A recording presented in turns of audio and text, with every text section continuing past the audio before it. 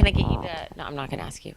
For all my interviews, I have to ask the people. Can you say your name and spell it? But can you just give your position here with the ward? All right.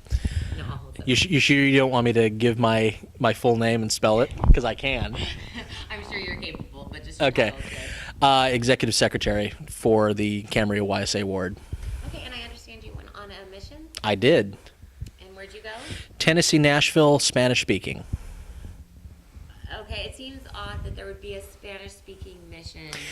That's kind of what I said when I opened my mission call, actually. It turns out when I was there was about 35 to 40,000 Hispanics living within the greater middle Tennessee area, consisting of Nashville and western Kentucky.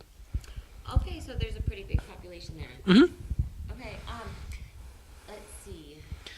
What was your experience like? I mean, did you feel like people welcomed you? Were people surprised when you started speaking Spanish to them? It depended on who we spoke to. If how much of this is edited? Oh, it's all going to be edited. Okay. Good. I'm going to use like 10 seconds of anything. Okay. Here's part of the big question. Do you want me to answer that question specifically about how Hispanics reacted to me, or about how anybody? Hispanics. Okay. I have to ask that distinction too, because it makes a big difference in the answer. It was initially a surprise because here I am, this nice clean-cut looking guy in a white shirt and a tie with the name Elder Christensen, with the name of the church in Spanish underneath of it, and they're like, what? It's like, where are you from? California. You speak Spanish. Where did you pick up Spanish? Utah. And you can go through this long, protracted explanation of, how and why I learned Spanish. And it was specifically more a matter of, well, it is a little funny because I grew up in California. I took German in high school. I never thought I'd even have to have a need for Spanish.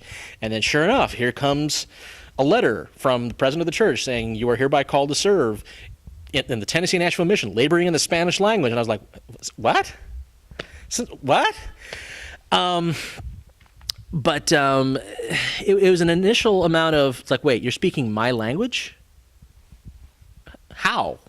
Explain, kind of a thing. And it was more a matter of, I would say it was more of a culture shock for them more than anything else, for the simple reason that a lot of times they were of questionable legality. And so for them to be in, for lack of a better way of saying it, my country, and here's this white guy from California speaking in their language, they want to know why and how. Do you think that speaking Spanish was allowed you to overcome any of those barriers? Or do you think that, being a missionary in uniform made it harder? From a technical aspect, it made it a lot easier because, and I'm making a sweeping generalization about this, but it's a stereotype that's largely true in a lot of the country outside of the American West that does not border Mexico specifically.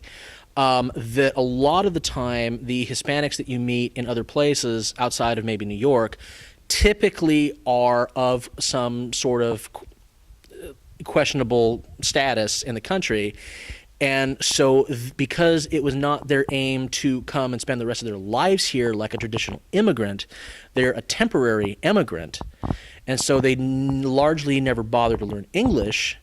And it's also a fraction of the fact that they come here, they work 3-4 jobs, they're working 80, 90, 100 hours a week. When are you going to have time to learn English in a lifestyle like that? So the fact that we were trained to speak their language was very comforting, actually, to them. And it made life easier because the language barrier is kind of taken care of. Now, did you